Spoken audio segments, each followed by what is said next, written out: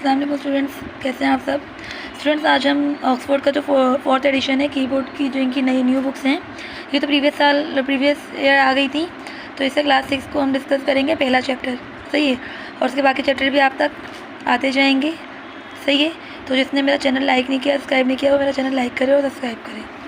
तो उसके पहले चैप्टर की तरफ बढ़ते हैं। पहला चैप्टर इसका था कंप्यूटर सिस्टम है, सही है। तो इसमें एक तरीके से हमें कंप्यूटर की हिस्ट्री बताई हुई है कि कंप्यूटर का एवोल्यूशन कहाँ से लेके कहाँ तक हुआ, फिर क्या मतलब किस तरीके से जो है कंप्यूटर में चेंजेस आई, और फर्स्ट पहले कंप्यूटर कौन से थे, फिर उसके बाद कौन से आई, तमाम चीज़ें इसमें हम कवर करेंगे। तो सबसे पहले ये देखेंगे कि कंप्यूटर है क्या। अगर कोई पूछता है कि व्हाट इज़ कंप्यूटर, तो आप लोग क्या बोलते हैं कि कंप्यूटर इज़ इलेक्ट्रॉनिक डिवाइस।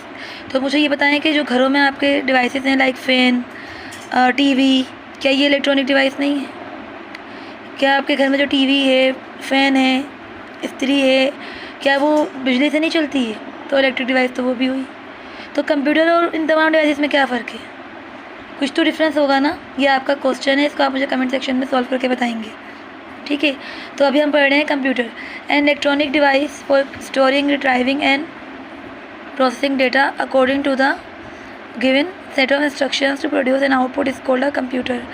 यहाँ पे ये बता रहे हैं कि कंप्यूटर हमारे पास एक ऐसी डिवाइस है जो कि डेटा को स्टोर करती है, सही, रिट्राइव कर सकती है और प्रोसेस कर सकती है उन इंस्ट्रक्शंस के अकॉर्डिंग जो हम इसे देते हैं, और जैसे इंस्ट्रक्शन आप दोगे आपको वैसा ही आउटपुट मिलेगा। तो this is called a computer. तो ये चीज़ कंप्यूटर है।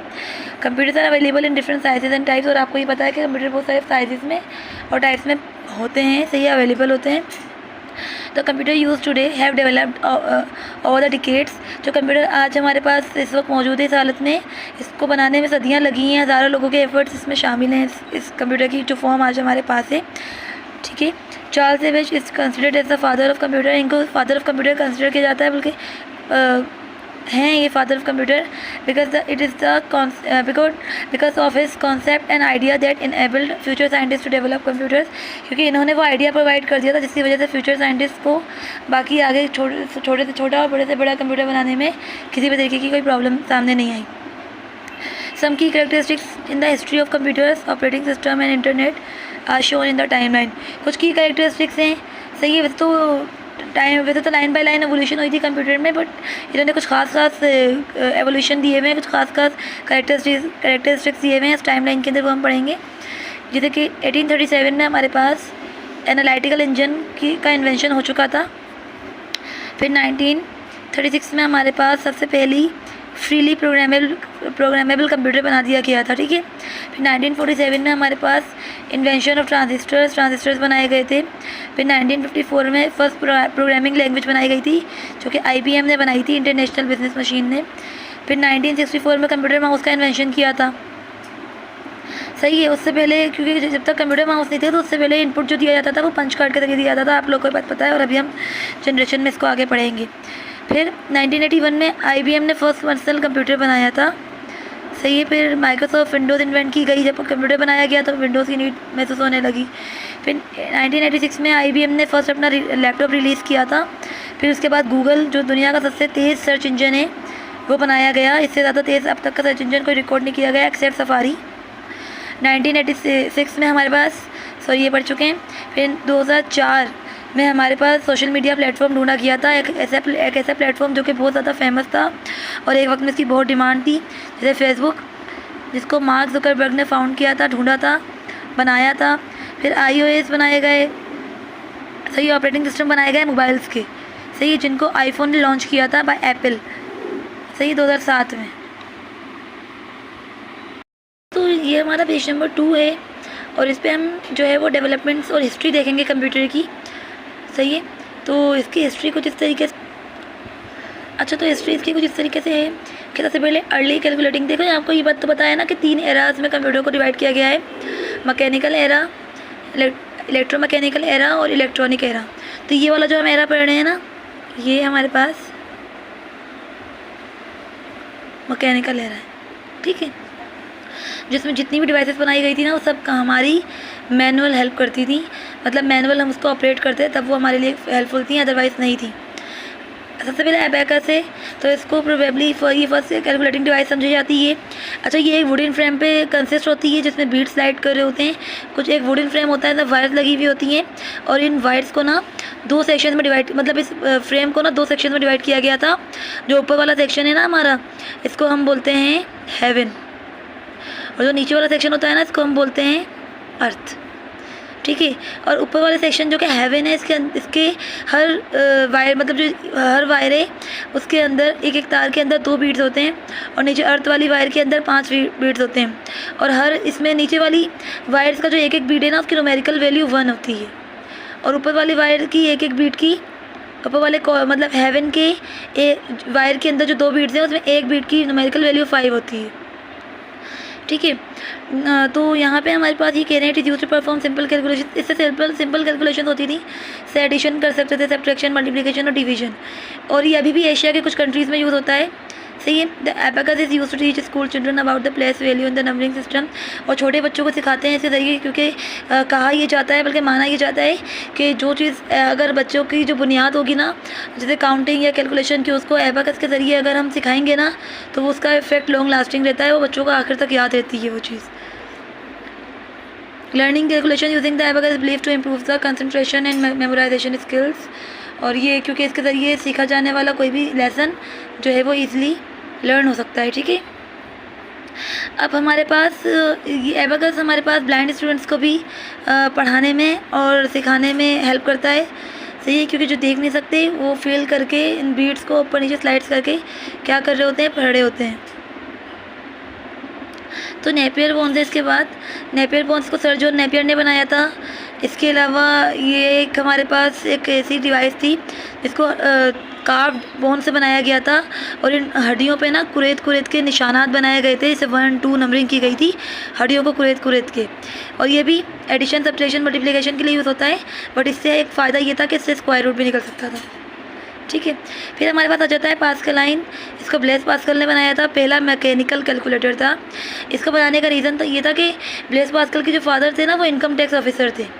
जब उनके फादर को कैलकुलेशन में प्रॉब्लम आती थी ना, तो फिर ब्लेस पास्कल ने एक ज्योमेट्री के साइज़ की एक मशीन बनाई थी, जिसमें व्हील्स लगाए थे, और जिसको रोटेट करने से ना कैलकुलेशन ईजिली हो जाती थी। सही है, और इसके अलावा इससे भी एडिशन, सब्ट्रैक्शन, मल्टीप्लिकेशन और डिवाइड ही होता था, लेकिन ये जितनी भी अर्थमेटिक कैलकुलेशन है ना, इसको 100 और 1000 में कर सकती थी। अच्छा, इसके बाद हमारे पास डिफरेंस इंजन था। 19वीं सेंचुरी में इसको चार्ल्स बेबेज ने बनाया था, और इस इंजन से सिर्फ मैथमेटिकल टेबल्स बनाए जाते थे, प्रिपेयर किए जाते थे। फिर एनालिटिकल इंजन है, तो इस एनालिटिकल इंजन में हमारे पास ये पहला जनरल पर्पस कंप्यूटर समझा जाता है, क्योंकि इसमें 3 बेसिक एलिमेंट्स यूज़ किए गए थे।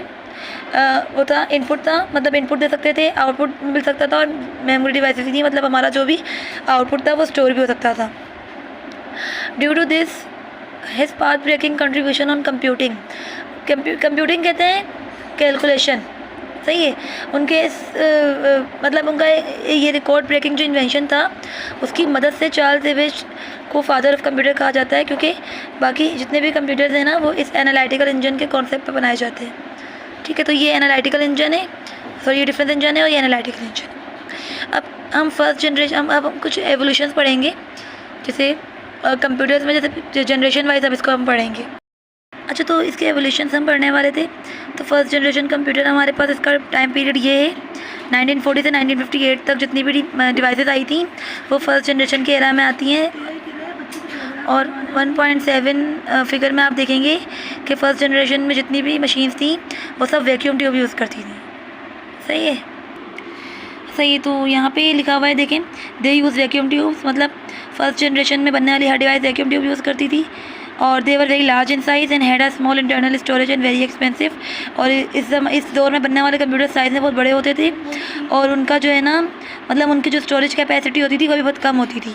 Input was based on punch card and paper tape, वो जो इनपुट दिया जाता था ना, जैसे आज हम इनपुट कीबोर्ड और माउस से देते हैं, तो पहले कीबोर्ड माउस तो थे नहीं, तो पंच कार्ड और पेपर टेप के ज़रिए इनपुट दिया जाता था। जब मार्क 1 है हमारे पास, तो इसको होवर्ड एच एकिन ने बनाया था इस साल में। ये 15 मीटर्स लॉन्ग थी, और जब वायर्स कनेक्ट होते थे ना इस मशीन के साथ, इस डिवाइस के साथ, तो ये हमारे पास 800 किलोमीटर लॉन्ग हो जाती थी। सही है। और ये 3 सेकंड लेती थी, 3 to 5 सेकंड को एक कैलकुलेशन करने में, और इसको फर्स्ट फुली ऑटोमेटिक कैलकुलेटर कहा जाता था, ठीक है। इसके अलावा इसी फर्स्ट जनरेशन का ही दूसरा कंप्यूटर कह सकते हो, दूसरी बनाई हुई डिवाइस ENIAC थी, फुल फॉर्म भी आप देख सकते हैं। ये जॉन प्रॉस्पर ने बनाई थी 1946 में, और एकर्ड एंड मॉचले ने ही बनाई थी, ठीक है। ये फर्स्ट फुली इलेक्ट्रॉनिक डिजिटल, देखें ये हमारे पास मार्क 1 ना पहला ऑटोमेटिक कैलकुलेटर है, और पहला इलेक्ट्रॉनिक डिजिटल कंप्यूटर हमारे पास ना ENIAC है। इसके अंदर कितनी वैक्यूम ट्यूब्स यूज़ हुई हैं? 18,000 वैक्यूम ट्यूब्स यूज़ हुई हैं, और ये 63 स्क्वायर मीटर्स था। लेकिन जब वायर्स वगैरह सब मतलब कनेक्ट होते थे ना, तो ये इतना ज़्यादा हैवी हो जाता था, और मार्क 1 5 सेकंड लेता था कोई भी कैलकुलेशन में, ये 200 माइक्रो सेकंड लेता था।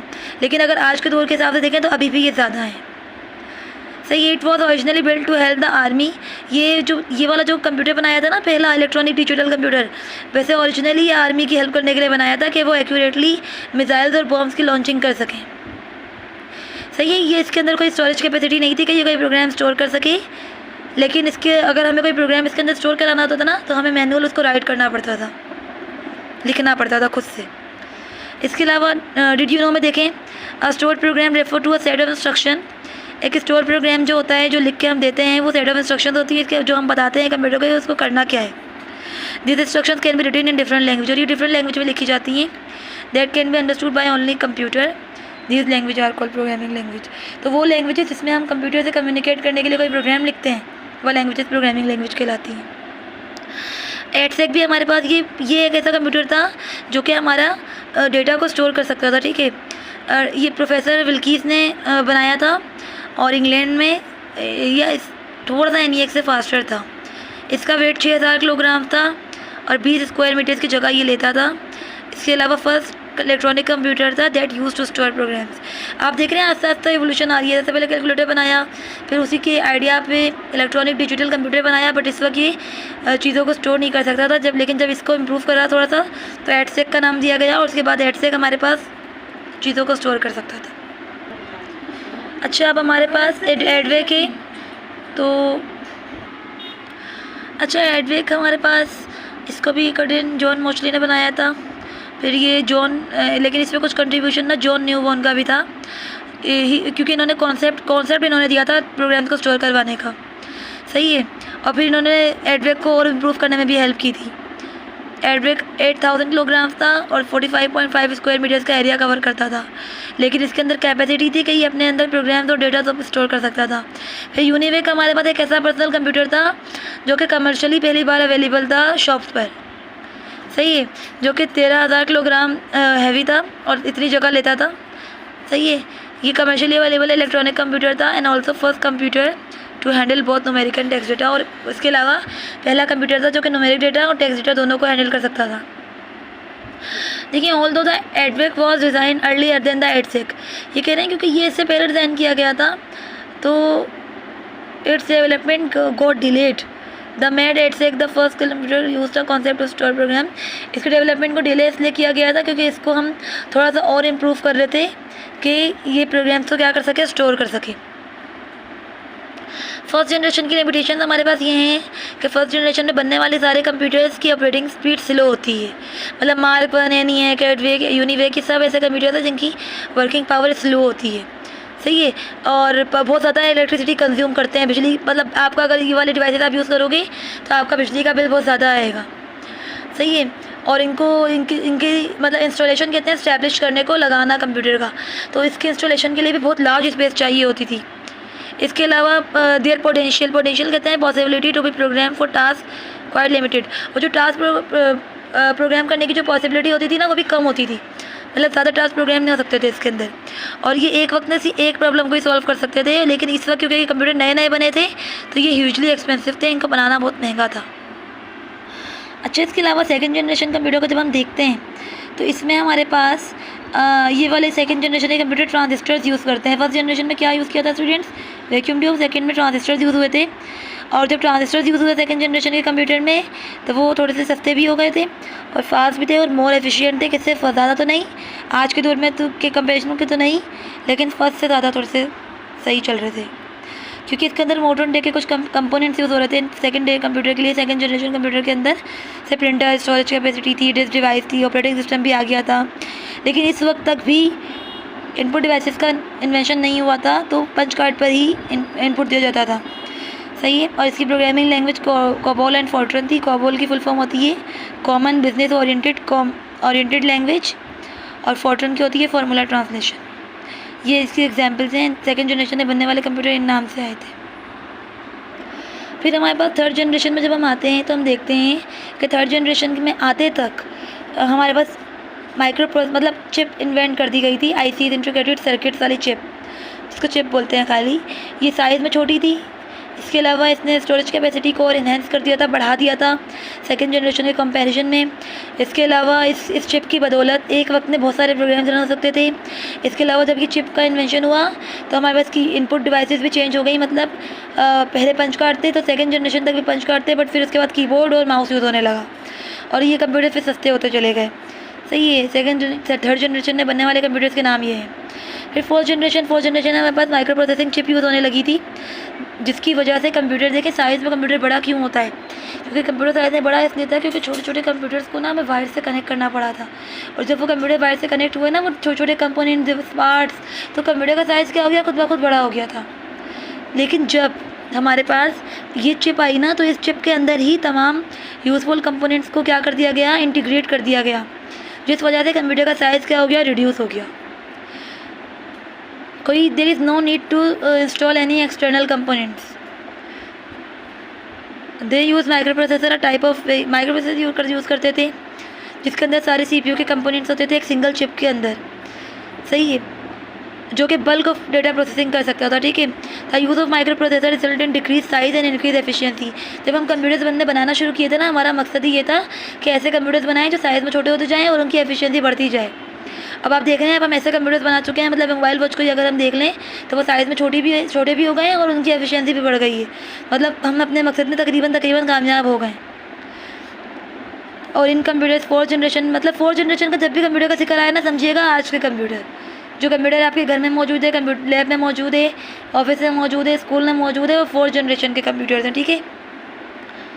जिनमें कंप्यूटिंग पावर भी सही है, स्टोरेज कैपेसिटी भी सही होती है, फिर जो लगने वाली डिवाइसेस होती हैं वो भी चीपर होती हैं। फिर ये कंप्यूटर दूसरे किसी कंप्यूटर से लिंक हो सकते हैं with the help of wifi और एंड अदर नेटवर्किंग ऑप्शन से। इसके अलावा हमारे पास एक बात ये है कि IBM मैकिन्टोश जो है ना, वो फोर्थ जनरेशन की एग्जाम्पल्स हैं। सही है। क्योंकि ये भी हमारे पास देखें PC मतलब पर्सनल कंप्यूटर जो इस वक्त के हमारे घरों में मौजूद है, वो भी फोर्थ जनरेशन के ही हैं। अच्छा, इंटेल ने पहला माइक्रो प्रोसेसर बनाया था। सही है। 1971 में। इसके अलावा ये कह रहे हैं डेस्कटॉप और पर्सनल कंप्यूटर्स आजकल यूज़ हो रहे हैं, जैसे लैपटॉप है, पाम टॉप है, टैबलेट है, ये भी कहीं पे भी ले जाए जा सकते हैं और ये भी बहुत कॉमन है। ये कह रहे हैं फोर्थ जनरेशन तक मेजर फोकस क्या था कि कंप्यूटर का साइज़ छोटा कर दें, उसकी एफिशिएंसी बढ़ा दें। इस वक्त तक भी हमारा फोकस यही था। इसका रिजल्ट क्या निकला कि कंप्यूटर का साइज़ छोटा हो गया और उसकी एफिशिएंसी बढ़ गई। लेकिन इन कंप्यूटर का सिर्फ एक ड्रॉबैक था, वो ये था कि इन कंप्यूटर्स के अंदर सेल्फ थिंकिंग एबिलिटी नहीं थी। ये कंप्यूटर्स अपनी मर्ज़ी से कुछ नहीं कर सकते थे। ये सिर्फ वही करते हैं जो इनको हम कमांड देते हैं। देखिए, तो इस वजह से इस डाउट को क्लियर करने के लिए, इस अटैम्प्ट को फुलफ़िल करने के लिए हमने फिफ्थ जनरेशन तक हम आगे बढ़े थे। फिफ्थ जनरेशन तक हमारे पास जो है सुपर कंप्यूटर्स इस वक्त का सबसे बड़ा कंप्यूटर है। सही है। इसके अंदर स्टोरेज कैपेसिटी भी ज़्यादा है, इसकी स्पीड बहुत ज़्यादा है और ये बहुत ज़्यादा मुश्किल अहम काम भी कर सकता है। ठीक है। सुपर कंप्यूटर की ये एक नाम दिया हुआ है। इसके अंदर AI इन्वॉल्व है। सही है। AI मतलब आर्टिफिशियल मीन्स मैन मेड, और इंटेलिजेंस का मतलब अगर हम लें तो सेल्फ थिंकिंग एबिलिटी कही जा सकती है।